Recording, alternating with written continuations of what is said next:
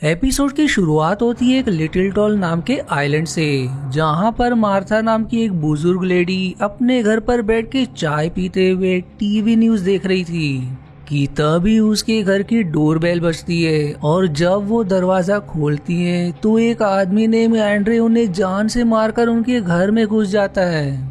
और फिर scene mic की तरफ शिफ्ट होती है, जो एक दुकान का मालिक होता है और उसके साथ वो उस आइलैंड का कांस्टेबल भी होता है। अब जब वो अपनी दुकान में काम कर रहा होता है कि तभी उसकी पत्नी मॉली का फोन आता है, जो उसे घर आने के लिए कहती है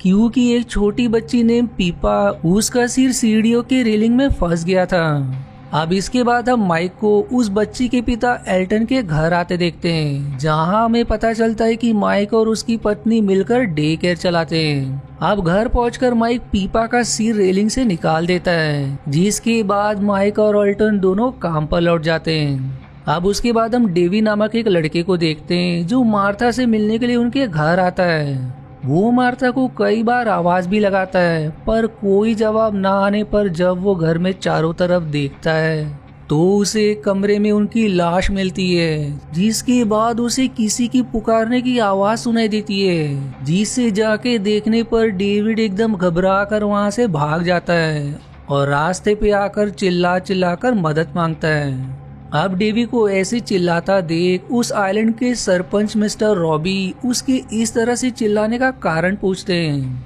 जिस पर डेवी उन्हें मार्था के हत्या के बारे में खबर कर देता है, जो जानकर मिस्टर रॉबी मार्था के घर निकल जाते हैं। अब उनके मार्था के घर आने के बाद वो भी मार्था को घर में चारों तरफ ढूंढने लगते हैं और फिर उन्हें एक कमरे में मार्था दिखाई देती है, जिसकी ऐसी हालत देख वो सीधे हॉल की तरफ बढ़ते हैं, जहां एंड्रे बैठा था। मिस्टर रॉबी अब उससे सवाल करते हैं कि वो कौन है, पर इसका उल्टा ही एंड्रे उन्हें उनकी माँ की मौत के बारे में कुछ बातें बताकर एकदम से डरा देता है, जिससे घबराकर मिस्टर रॉबी भागकर माइक से संपर्क करने की कोशिश करते हैं, क्योंकि माइक उस शहर का कांस्टेबल होता है। अब 2-3 बार कोशिश करने के बाद उसकी बात माइक से हो जाती है, जिस पर वो माइक को तुरंत ही मार्था के घर पर आने को कहते हैं और उसे एंड्रे के बारे में भी बताते हैं, जिस पर फिर माइक बंदूक लेकर अपने एक और साथी के साथ मार्था के घर की तरफ निकल जाता है। अब मार्था के घर में प्रवेश करने पर वो लोग भी मार्था की हालत देखकर हैरान हो जाते हैं, जिसके बाद जब वो आगे बढ़ते हैं तो उन्हें एंड्रे मिल जाता है, पर अनजान कारण से वो उन लोगों को कुछ नहीं करता और फिर माइक एंड्रे को हिरासत में लेकर जेल की तरफ निकल जाता है। अब हम मॉली को देखते हैं, जिसे माइक की दुकान पर काम करने वाली एक लड़की कॉल करके बता देती है कि टाउन में मिसिस मार्था का खून हो गया है और माइक उन्हीं खूनी को पकड़ने मार्था के घर आया है, जो जानकर मॉली माइक के लिए चिंतित हो जाती है, इसलिए तुरंत अपने बेटे रैल्फिन को लेकर दुकान के लिए निकल पड़ती है।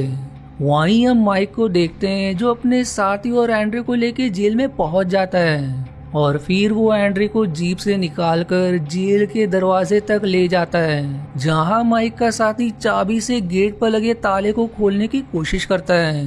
और उसी वक्त एंड्रे भी चाबी को घूर रहा होता है, जिससे रहस्यमय कारण से चाबी टूट जाती है और एंड्रे को ऐसा करता देख माइक भी देख लेता है। अब ताला ना खुलने की वजह से माइक अपने साथी को कहता है कि तुम पीछे से अंदर जाकर इसे खोलने की कोशिश करो, जिस पर उसका साथी ऐसा ही करता है, पर तब भी वो दरवाजा नहीं खुलता, जिसके बाद अब ना चाहते हुए भी माइक को एंड्रे को अपनी दुकान में बनी एक जेल में ले जाना पड़ता है। अब जब माइक एंड्रे को दुकान में खड़े लोगों के बीच में ले जा रहा होता है, तब एंड्रे वहाँ खड़े लोगों को उनके गलत कामों के बारे में रिवील करने लगता है, जिससे हमें पता चल जाता है कि एंड्रे कोई आम इंसान नहीं है, क्योंकि उसे सबके बारे में सब कुछ पता होता है और वहीं उसके दांत भी किसी जानवर जैसे होते हैं। और अब जब एंड्रे आगे बढ़ ही रहा होता है कि तभी उसके सामने माइक का बेटा रैल्फिन आ जाता है, जिसे वो गोदी में उठाकर एक किस करता है, जिस बात से माइक को गुस्सा आ जाता है और फिर वो एंड्रे से रैल्फिन को छोड़ने के लिए कहता है, जिस पर एंड्रे उसे छोड़ देता है अब जेल में पहुंचकर पहले तो माइक एंड्रे की तलाशी लेता है और फिर उससे कई सवाल करने लगता है जिनका जवाब एंड्रे नहीं देता।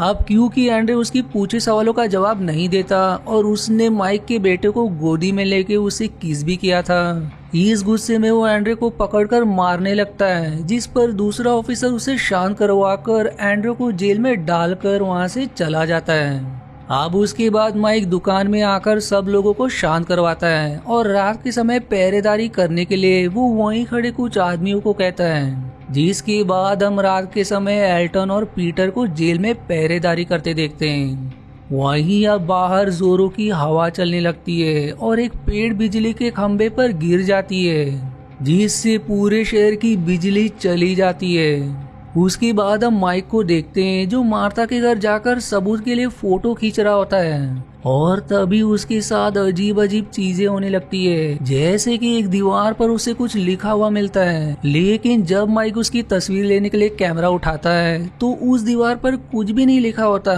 जिसे देखकर माइक काफी हैरान हो जाता है। अब यहाँ से सीन जेल की तरफ शिफ्ट होती है, जहाँ हम पीटर को अजीब तरीके से पेपर पर कुछ लिखता हुआ देखते हैं, जिससे हमें समझ आता है कि पीटर को एंड्रे ने दरअसल अपने वश में कर लिया है। और वहीं बाहर बहुत बड़ा तूफान शुरू हो रहा है और समुद्र में भी विशाल लहरें उठ रही हैं। अब तूफान के कारण हम शहर के सब लोगों को एक इमरजेंसी हॉल में इकट्ठा होते हुए देखते हैं, जिसके बाद हम जेल में एल्टन को देखते हैं जो कॉफी लेने के लिए जाता है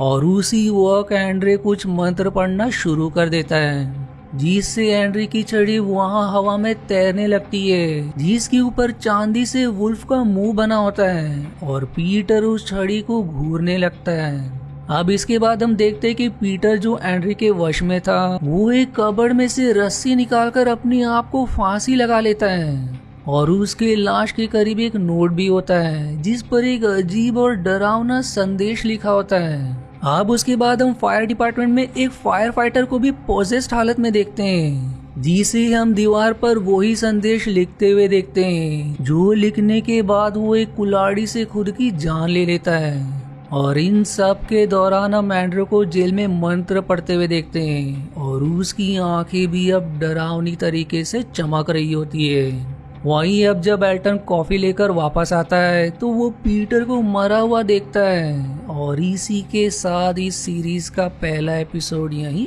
अंत हो जाता है। अब अगर आपको इसका अगला पार्ट देखना है तो इसका लिंक या तो आपको कमेंट या डिस्क्रिप्शन में मिल जाएगा, और अगर नहीं तो इसका अगला पार्ट मैं जल्दी पोस्ट करूंगा, इसलिए मेरे चैनल को सब्सक्राइब करना ना भूलेगा ताकि आपसे अगला एपिसोड ना मिस हो। और वहीं अगर आपको मेरी वीडियो जरा भी पसंद आती है तो प्लीज इसे लाइक जरूर करें। और आज के वीडियो में इतना ही। आशा है आपको मेरी एक्सप्लेनेशन पसंद आई। यदि हाँ तो प्लीज वीडियो को लाइक करना और चैनल को सब्सक्राइब करके सपोर्ट करना ना भूलें। मिलते हैं अगले एक्सप्लेनेशन वीडियो में, तब तक के लिए धन्यवाद दोस्तों।